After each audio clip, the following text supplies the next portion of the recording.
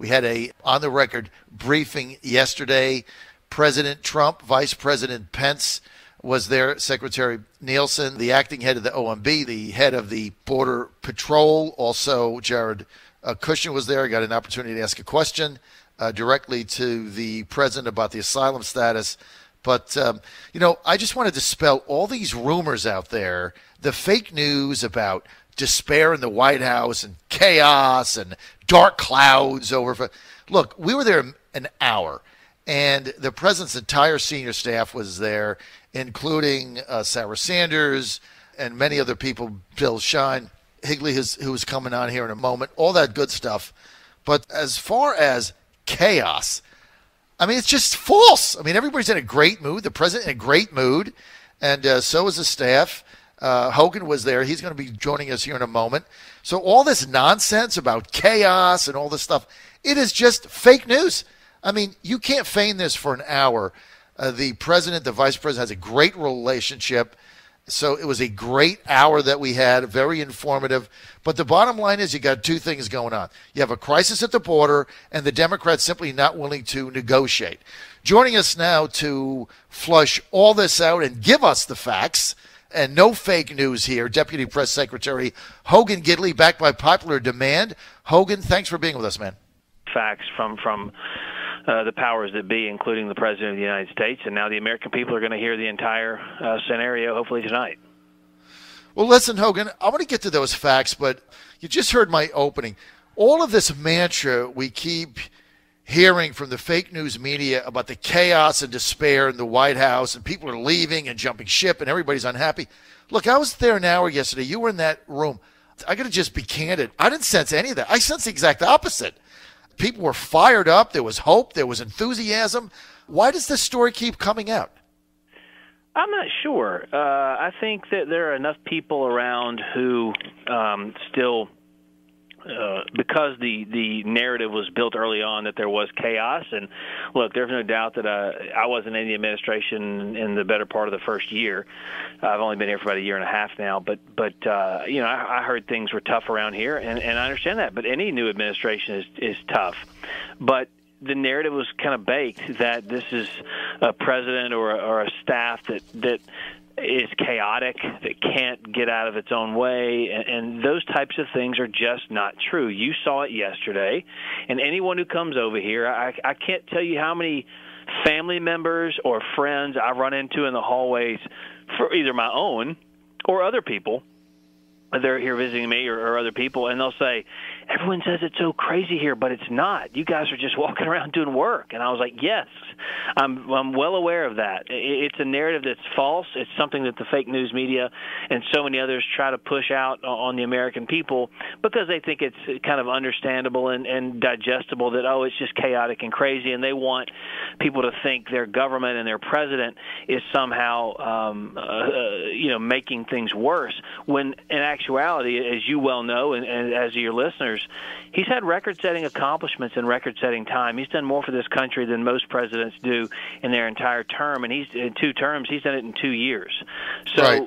They thought this was all going to come crashing down as soon as he became president, whether it was the economy or ISIS was going to take over the Middle East or taxes or whatever, that our lives would be worse off. And lo and behold, he turns everything around and changes the narrative in that it's all better than it was before. Barack Obama, we now know, did nothing for the U.S. economy, did nothing for the American people in terms of their paychecks getting larger and jobs coming back. He did none of those things. This president did it. So the very person they wanted to be the savior of this country, Barack Obama, wasn't. So if they admit that Donald Trump is doing well and actually doing things positively for the American people, then it destroys the caricature that they themselves created about Barack Obama, that he was somehow the best president in history, when in actuality he did nothing but harm this country for the most part. You know, look, I tell you, Hogan, in yesterday's meeting, what was outlined, here's what I just want to share with our listeners, what the Secretary of the Department of Homeland Security said, Secretary Nielsen. She said, Congress is simply not appropriating my department the funds I need to do my job. I thought that was one of the most riveting comments in that hour.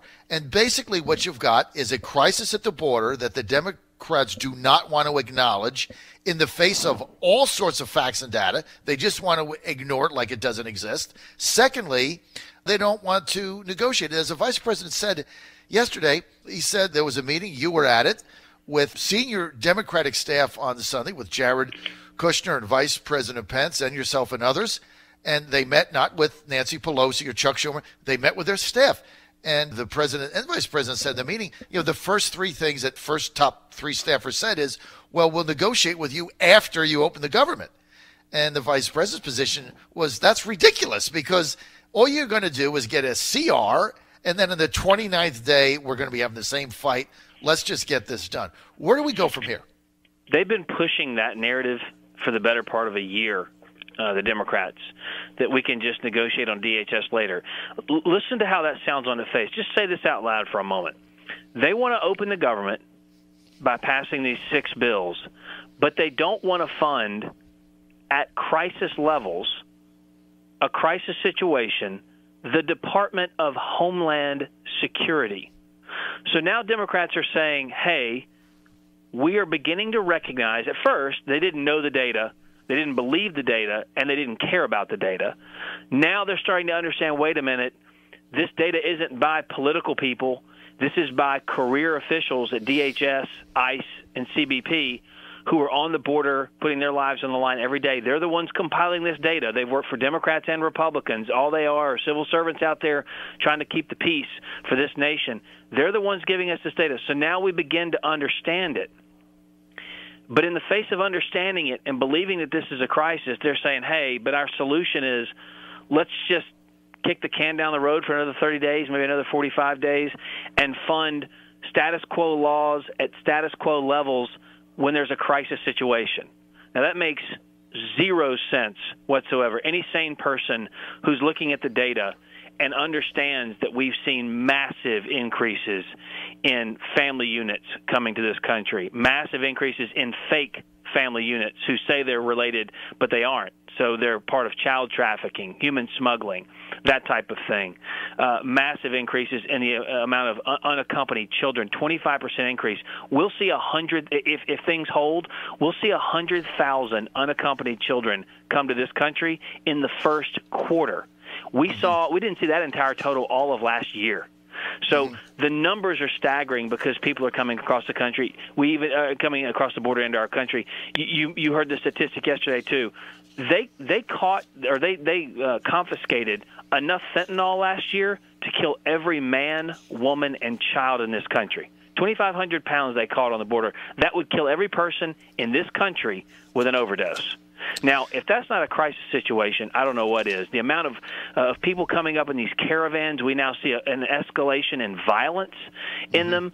30% of women report being raped on the journey. 70% of men report being assaulted. And listen, we caught about 250,000 people in this country here illegally last year for doing 3 of the following categories of crimes: 100,000 assaults, 30,000 sex crimes, about 4,000 homicides, just to name a few. I mean, that's 4,000 people dead in this country that, quite frankly, those crimes are 100% preventable. And Democrats, it's in their court. All they have to do is vote on it, and they're holding up the American people hostage. I don't know if they're beholden to just their political base. I don't know if they're beholden to special interest groups. But regardless, the American people are being shortchanged here. Well, and as the president said yesterday in the briefing, and we're with Hogan Gidley, he is the deputy press secretary, spokesperson for the president of the United States, President Trump, who everyone knows now is addressing the nation from the Oval Office tonight, 9 p.m. Eastern Time. Do not want to miss that. One of the things the president said yesterday is that, look, the barrier, and he said, look, I can abandon wall. I don't need a concrete wall. It can be a barrier. It can be steel. That's fine. He said, if that's the sticking point, I'm willing to negotiate that. But he said that is simply a piece of the border security solutions that we need. We have to finish the barrier. We have to fix the laws that don't make any sense at all. We have to override the Flores settlement to allow families to remain together. One of the things he said is when an unaccompanied child and their parents or somebody that's with them comes over the border, the law says they can only be held for 20 days. Well, they can't be processed for 20 days. Then they're simply released into the United States. Some of them go back across the border, he said, and then get repurposed with another family. That's how absurd this is. And then he said, finally, he said only 2% of the people that are asking for asylum and get released actually come back to go through the paperwork. 2%. And he said 90% of the claims are false. So you got to change the law. Why did the Democrats resist that? That's just common sense, Hogan. Well, not to mention, we actually included some things. We put forth a package. They were clamoring that we haven't told them what we wanted, which is not true. But we said, fine, we'll go ahead and send it out to the national media. We'll put it forward in your inboxes. We'll hand deliver it to Congress. And we did all of those things.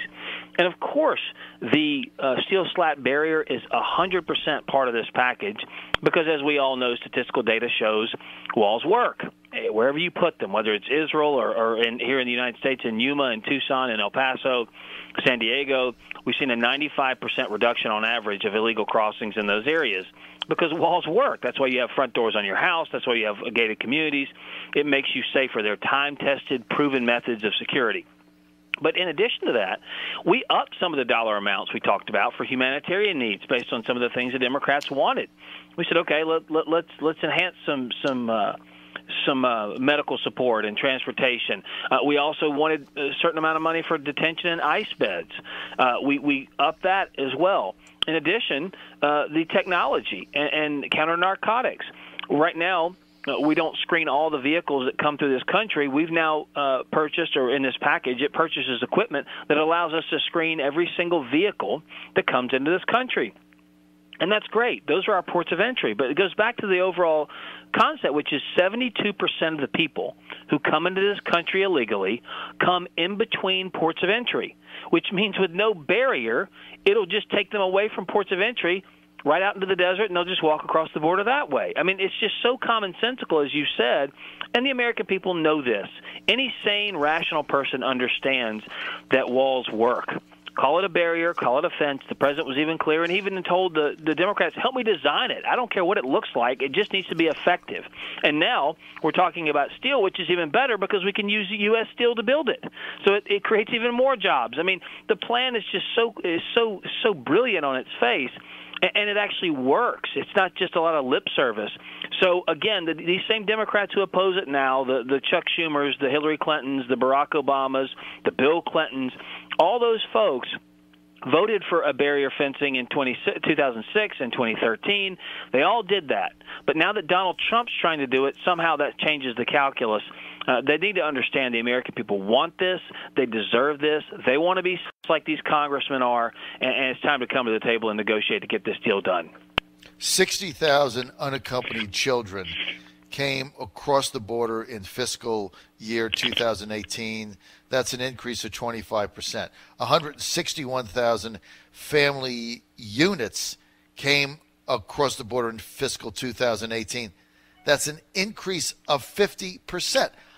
We've got drugs, we've got terrorists, we've got fentanyl, we've got heroin. Do you know that, what was it? I heard Kellyanne said in the meeting yesterday, Kellyanne Conway Hogan, she said 92% of all heroin that comes into the United States comes across the southern border. 92%. So we have a crisis, and nobody wants to do anything about it. That heroin accounts for 300 deaths per week in this country. Not per month, not per year, per week in this country. I mean, this is an absolute crisis. It's a national security crisis, first and foremost, with the terrorism on the border, with the criminals, the 17,000 convicted criminals trying to get into this country that already had a criminal record, the hundreds of thousands I just mentioned for sex crimes and assault and everything else. But it's a humanitarian crisis. These children are being exploited from these foreign countries, and they're being used 2 and 3 times as pawns by coyotes, by drug smugglers, because they know the laws and the loopholes that if you come with a kid, it changes the calculus. And that means when you come across the border, you are given different treatment than if you come across as a single adult male. And there was a reduction in adult males coming across in the first part of President Trump's administration, and that's a win. The problem is now two things have happened. They're coming from different areas. So now, under the Bush administration, the Obama administration, for example, they came from Mexico. But we have a deal with Mexico where we can send everyone back to Mexico almost immediately. There is no time lapse for that. Now the influx is coming from the triangle below, the Guatemalas, the Honduras, El Salvador. And when they come this way, we can't just ship them back. Those are the ones we have to send out into the American communities until they have a court hearing, which, as you just pointed out, none of them come back to that court hearing. But also, we've seen a massive increase. It's not adult males that are coming. It's children and women and family units. That is extremely dangerous, and our laws incentivize that type of behavior, and we've got to close those loopholes so that it stops. Well, like the president said yesterday, there's lawyers on the other side of the border that are basically handing these people a sheet of paper with exactly what to say. But also, you look at the facts, right? Only 10% of those that claim asylum actually qualify for it. So 90% that claim it don't. Only 10% do. Of the people that are released, because there's a backlog of which there's right now an 800,000 backlog of cases, only 2% show up. So basically we have an open border situation. You put, like the president said in the briefing yesterday, Hogan, you put one toe in the United States and you're protected by a set of laws that supersede the law that you came into the country illegally. So there's a tremendous incentive to just get over, because then you're going to be protected. The other thing is that's what let me just say real quick. That's exactly what your point is precisely what the issue is. They're coming into this country illegally. They know that. They know the loopholes to get here illegally, and they know that once they come over here, they can claim asylum. Now, the asylum claim has gone up 1,700% in the last 8 years, because that's one of the biggest loopholes. They come here, they claim asylum, and they say, hey, I'm facing persecution from my home country. Now, instead of just crossing into Mexico and claiming asylum there, they're still making the trek and coming here. But as you just mentioned, there's not but 2% that actually show up for their court hearing. And of that 2%, 90% of those don't actually their case is thrown out. That's proven to be not true. They're lying about asylum. So it's still an infinitesimally small number that actually show up, and then even smaller that actually get through on asylum from a legitimate, if you're claiming asylum in that manner. Legitimate asylum claims always get let into the country. But the fraudulent ones, as you just point out, that's the big nugget, because when they come in and they claim asylum, they're tagged and say, all right, here's something on your ankle, here's a piece of paper, come back to this court date, and as you just said, they never come back again. That's a massive influx into this country. And one thing I think your listeners should know, and I think we may have talked about this before, we worked out a deal now with the Mexican government where the Mexican government says, listen, we'll keep these asylees on our side of the border until you're ready to adjudicate them. That saves us money on beds. It saves us hundreds of billions of dollars a year on caring for these asylees. And it also weeds out the ones that are being fraudulent. But what you have now is a situation where the Mexican government is doing more to help and solve this situation than the Democrats are. That's unbelievable. And, we talked about that yesterday, and I keep bringing this point out, but the new president of Mexico, AMLO, offered 5,000 one-year work visas and asylum to 5,000 of the migrants. That's basically everybody that was still there. And after 3 weeks, only 195 people took advantage of it. So this whole asylum thing about, fleeing persecution, look, they're coming. As the president said yesterday, they just want to come to the United States because they know there's a social welfare system that is going to take care of them. And that's just the bottom line, right? Oh, absolutely. They know what's going on here. They know the score. They're being given those sheets of paper over in their countries of origin. A lot of the parents are being lied to over there, saying, hey, just give us your kid, give us money, we'll get the kid into the United States. I mean, they are exploiting children at every turn. If Democrats didn't care at all about national security, let's just pretend for a second. I think some of them do care, but let's just pretend wholesale no Democrat cared about national security. They all profess to care about humanitarian crisis all over the country. Well, we have one here. in our country at our southern border. They say it's important to them all over the world, all over this country. Well, we have one at the southern border. At the very least, that should bring Democrats to the table to have this conversation and recognize the fact that we included so many extras into this piece of legislation based on things they wanted. And now it's squarely in their court. Come forward. Let's have this conversation, and we can get it done. Hogan, we're out of time. I want to thank Hogan Gidley for being with us. He's the Deputy Press Secretary, spokesperson for the President of the United States, President Donald J. Trump. Hogan, we look forward to the President's address today and having you back soon. Thanks for your being with us today and sharing that with our audience, sir. Thank you so much.